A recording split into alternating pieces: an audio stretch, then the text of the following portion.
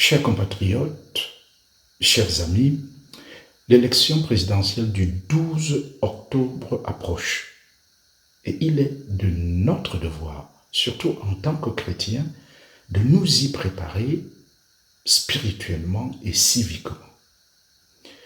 Cela passe bien sûr par la prière pour que ces élections soient réellement démocratiques, par la grâce de Dieu. Mais cela implique aussi un discernement personnel, profond, à la lumière des valeurs évangéliques, pour choisir en conscience le candidat pour lequel nous allons voter. Car oui, Dieu n'aime ni le mensonge, ni la tricherie. Alors, une question se pose.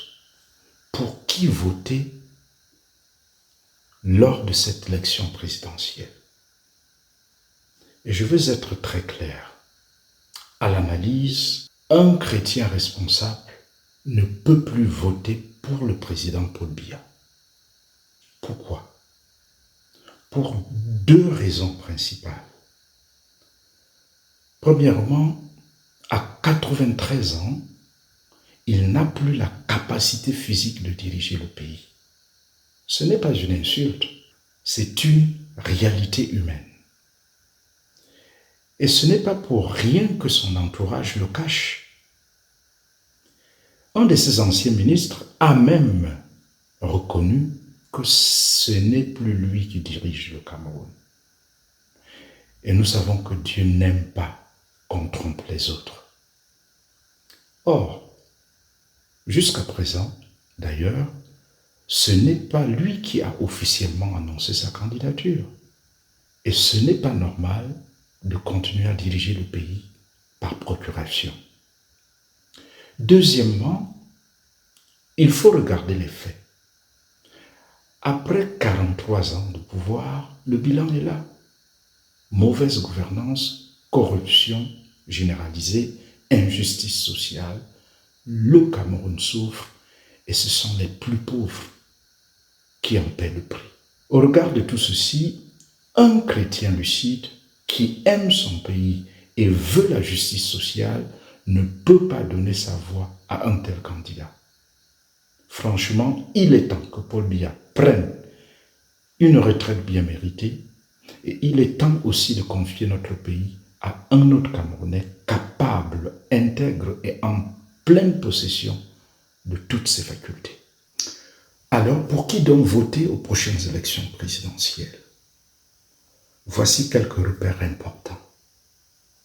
D'abord, voter est un devoir pour chaque chrétien.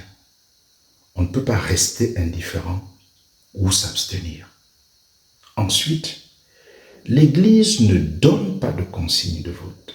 Elle ne recommande aucun candidat en particulier.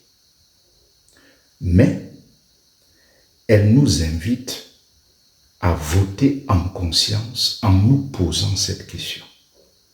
Quel candidat a, selon moi, les qualités physiques, intellectuelles, morales pour remettre notre pays sur les rails, pour mieux gérer le bien commun, pour restaurer la justice sociale?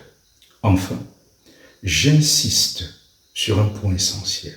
Dans notre choix, ne nous laissons pas guider par l'ethnie ou l'appartenance communautaire. Ce serait une grave erreur.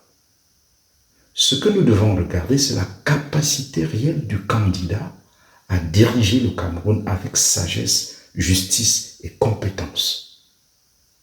Chers compatriotes, chers frères et sœurs chrétiens, le Cameroun a besoin de renouveau. Il a besoin d'hommes et de femmes qui s'engagent pour le bien commun, éclairés par la foi. Que chacun de nous donne son choix en conscience, dans la prière et dans l'amour de la vérité. Que Dieu bénisse le Cameroun.